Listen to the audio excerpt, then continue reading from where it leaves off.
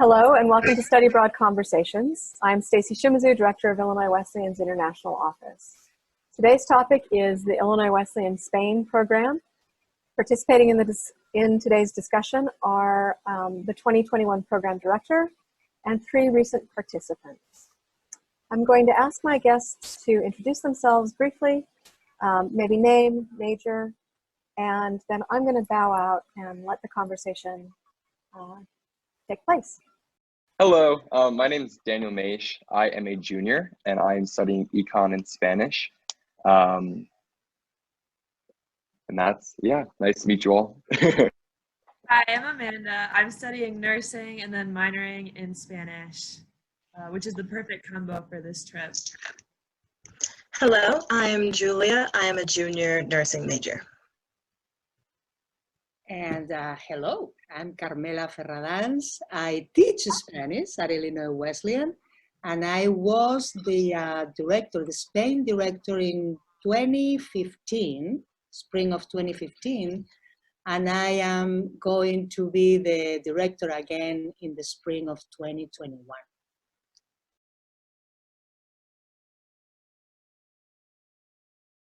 Because my host mom actually, she only spoke Spanish, and so it reminded me of when I was younger in my family, because everyone in my family speaks Spanish except for my mother, so we would all speak Spanish at the dinner table, and so that really reminded me of that. But my host mom also spoke Catalan, and so she was helping me to learn a bit, but I was trying to catch on. I was trying to keep up.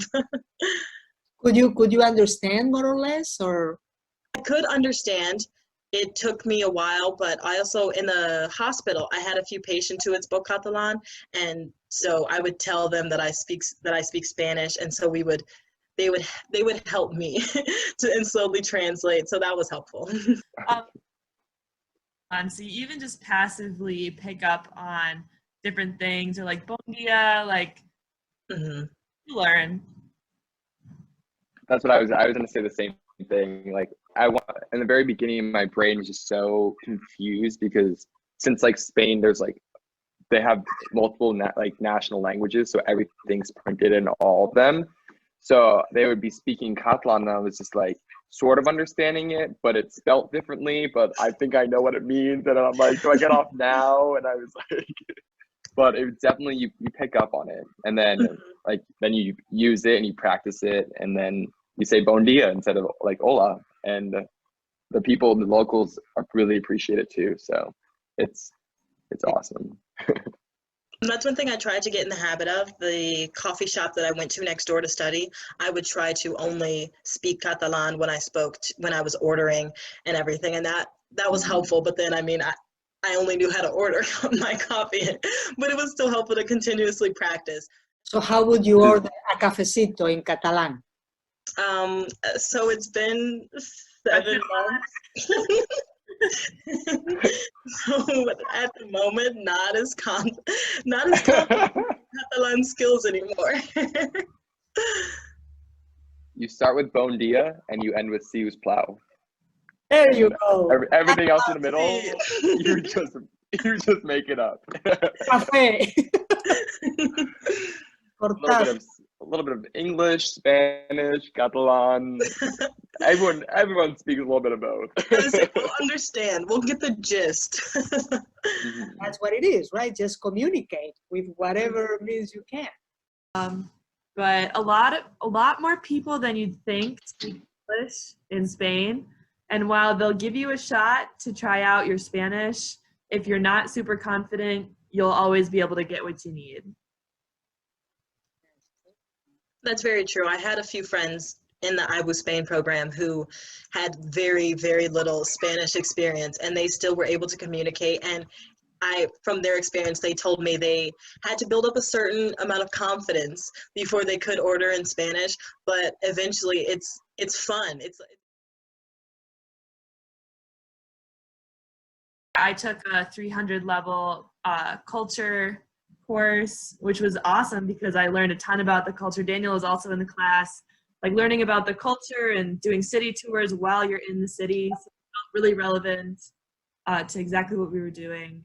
So what is the difference between taking a Spanish culture class with Profesora Ferradans in the beautiful Bloomington Normal Metropolitana or taking a culture class a Spanish culture class in Barcelona?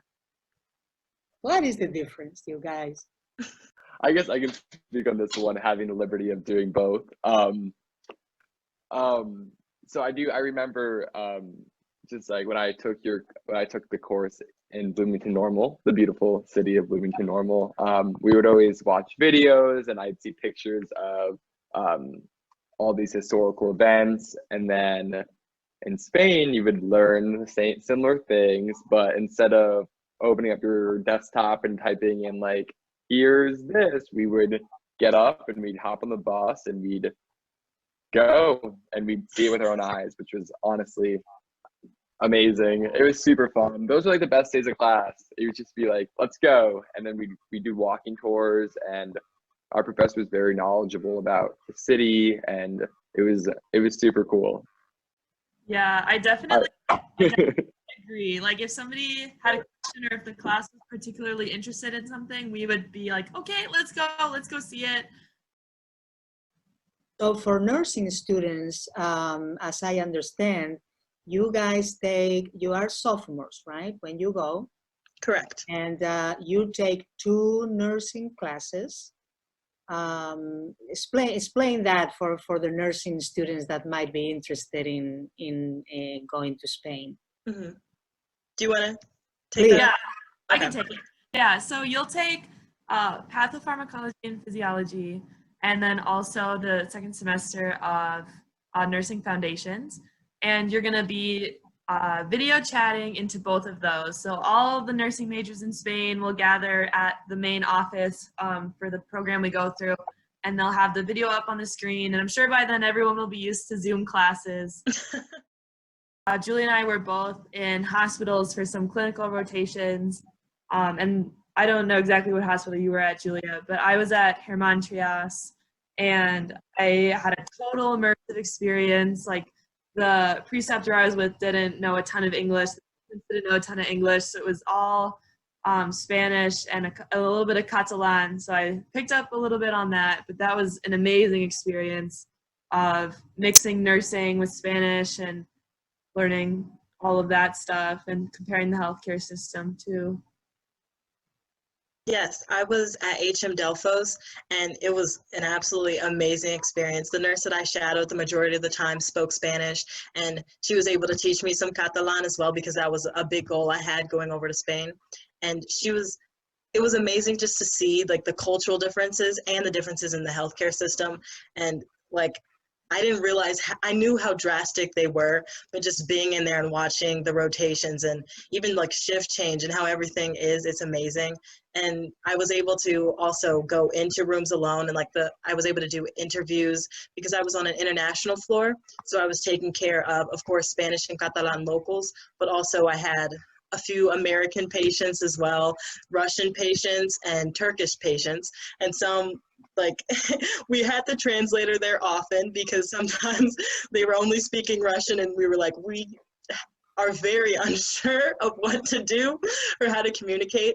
But I think that was one thing going over there, like practicing specifically medical terms in Spanish. That was something I wasn't as familiar with, so that was really helpful. You just have to prioritize studying and that with also getting experiences in the city. But you know, it was a great experience, and I would do it again with all my classes if I could. Yes.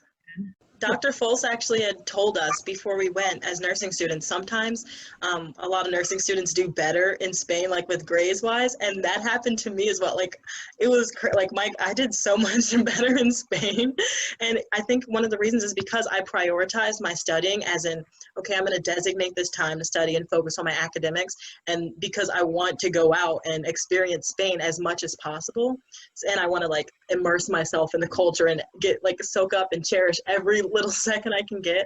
So I like definitely was able to prioritize my nursing and academics.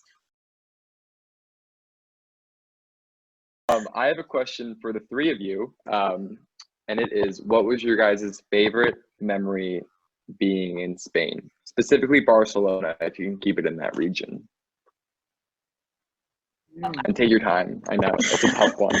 I can speak for us all when I say that every memory was the best memory, and there were Very true. things that like I could speak for hours about. But I would have to say that one of my top memories, it was actually one of our last days before we had to go home for COVID, but we were just in a big rush to pack a bunch of things all in one day. And so I went to see a cathedral with a friend in the morning, and then we went to brunch at this really good restaurant, and then we went to Park Güell, Gaudi, and then all over the place doing all sorts of things, running on the metro. So really was amazing. I think I have a comparable memory actually, because my dad was supposed to visit me, and that was the same weekend that we actually got sent home. So my dad was only there for one night and one morning before he had to go home. So I had the opportunity to take him to my host mom's favorite paella restaurant. So we went to go get paella. Then we just literally walked around the city. I got to show him the cathedral and just like sightseeing. And because I had been in Barcelona for 2 months already, I was kind of the tour guide at that point, and that was really nice. I offer another memory that all three of us share. We would often get together with almost our whole group of everyone that went, and we'd go up to a little spot called the Bunkers that overlooks the whole city and just chill and look at the lights and look at the city and be reminded of where you are and how incredible everything is. And So what is your memory, Daniel?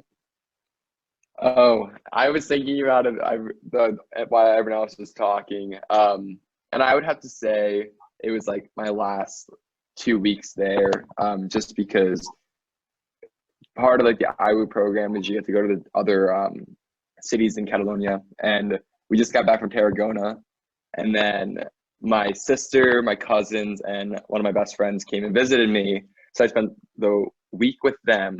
And prior to that, actually, my parents were there, so I spent the week with my parents, the week with my friends and my family, and I got to do all the touristy things, and then I ate a lot of paella, and it was so much fun.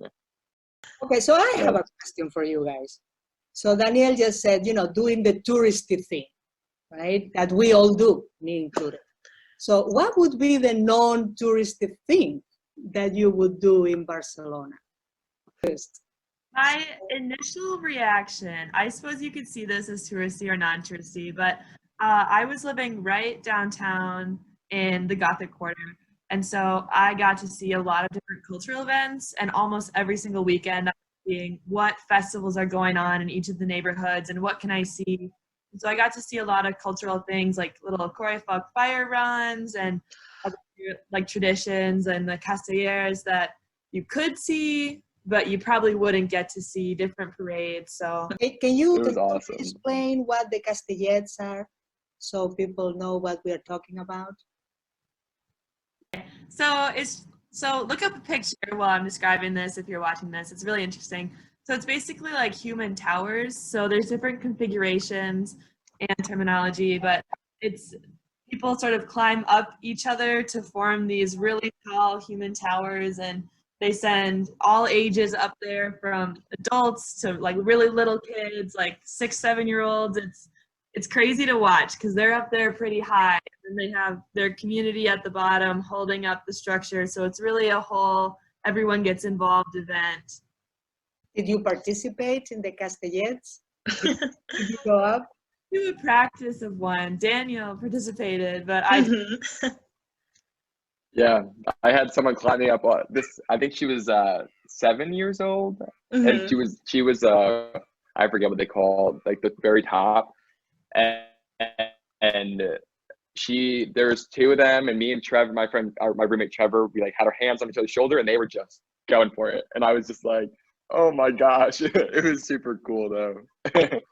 Kind of going off of that with regards to like non-touristy things to do, I would definitely recommend taking advantage of the barrios. And for those that aren't familiar with barrios, it's just like neighborhoods, and each neighborhood is so unique and individual, and definitely such a rich opportunity to like get invested in your neighborhood, and I would definitely take advantage of that because it was super cool.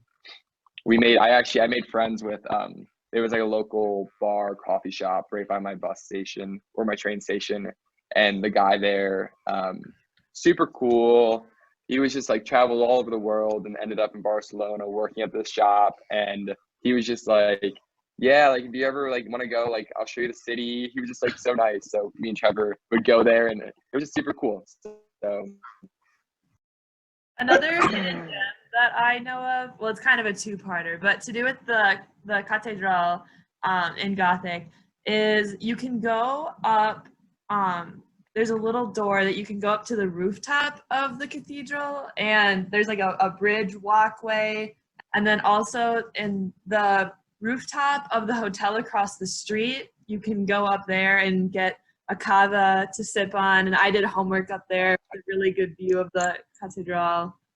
Just like things you don't get to do here, you know. I have aims sometimes, but for my view of Shirk got the Harriet window, but it doesn't quite top the cathedral.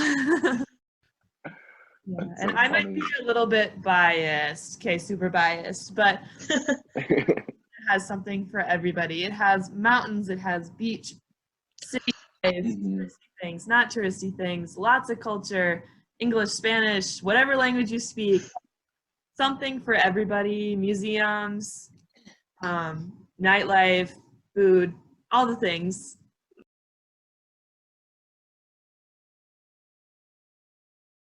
I love the lunch culture in Spain of like the hour that we have to enjoy a 5-course lunch with Menu del dia. The paella restaurant. paella. The paella. It was just Del dia. fantastic. Hanging out with a little group of us, going out to get tapas or Tapas and cava. Keep on bringing food out to you. Food and drinks are such a big part of the culture. The tapas with, restaurants and bakeries. and my goodness, Alma Libre, acai bar, with brunch at this really good restaurant, and café con leche, Cafecito, but coffee. Oh my goodness. Oh my gosh. Oh. and get some snacks and drinks and just chill and look at the lights and look at the city and be reminded of where you are and how incredible everything is. And I would give anything to go back, and I'm just that gets to go now in the future. I've been doing this, taking students abroad for a long time, for almost 30 years.